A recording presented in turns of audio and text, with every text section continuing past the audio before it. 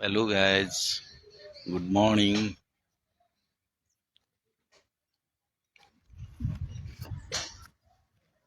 ଆମେ ଆଜି ଆସିଛୁ ନ୍ୟୁଜ୍ 7ର ଗୋଟେ ସୁଟିଂ ଥିଲା।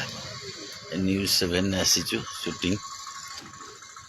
ଗୋଟେ ନୂଆ ପ୍ରୋଜେକ୍ଟ ଆରମ୍ଭ ହେବ, ସେ ବିଷୟରେ ଟିକେ କିଛି ଡିସ୍କସନ୍ କରିବୁ। ଡିସ୍କସନ୍ କରିକି ମୋର ବି ଗୋଟେ କ୍ୟାରେକ୍ଟର ଥିଲା, ସେଥିରେ କ୍ୟାରେକ୍ଟରଟା କରିବି। ବାକି ସବୁ ନୂଆ ପ୍ରୋଗ୍ରାମ ବିଷୟରେ ଟିକେ କଥାବାର୍ତ୍ତା ହେବାର ଥିଲା ଡିରେକ୍ଟର ସାଙ୍ଗରେ। ତ ସେଥିପାଇଁ ଆସିଛୁ। ସୁଟିଂଟା ଲୋକେସନଟା ବର୍ତ୍ତମାନ ଏଇ ଜାଗାଟା, ଆମର ସିଆଡ଼େ ସୁଟିଂ ହେଉଛି। ମୁଁ ଇଆଡ଼େ ପଳେଇ ଯାଇଛି ଲାଇଭ୍ କରିବି ବୋଲି। ମୁଁ ଦେଖାଉଛି ଆପଣଙ୍କୁ। ଏଇ ଦେଖନ୍ତୁ, ଏଇ ସେଠି କାର୍ ଯେଉଁ ଥୁଆ ହେଇଛି, ସେଇଠି ସେ ଜଙ୍ଗଲ ଭିତରେ ହିଁ ସୁଟିଂ ହେଉଛି। ଏଇ ଦେଖ, ସେଠି କାର୍ ଥୁଆ ହେଇଛି। ଏପଟେ ଏପଟେ ଦେଖ, ଏଇଠି ଗାଡ଼ି ଥୁଆ ହେଇଛି।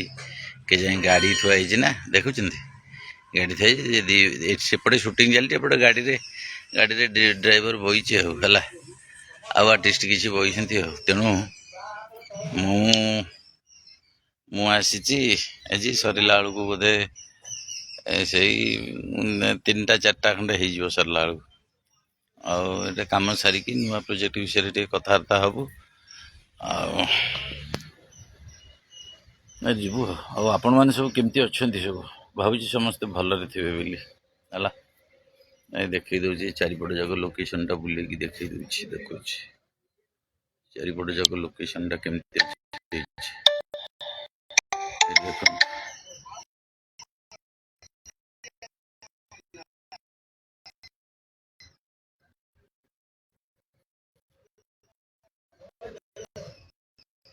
ଏଇ ଜାଗାରେ ଆମେ ବର୍ତ୍ତମାନ ଅଛୁ।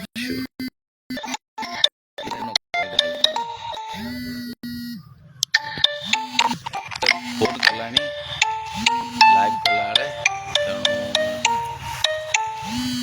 ଆଉ କ'ଣ କଥା ହେବି ମୁଁ, ନହେଲେ ଲଞ୍ଚ ପରେ ନହେଲେ କଥା ହେବି ଆଉ ହେଲା। ଫୋନ୍ଟା କିଏ କରୁଛି? ଫୋନ୍ଟା ମୁଁ ଆଟେଣ୍ଡ କରିବି। ରହିଲି ସାଙ୍ଗମାନେ, have a good day, bye.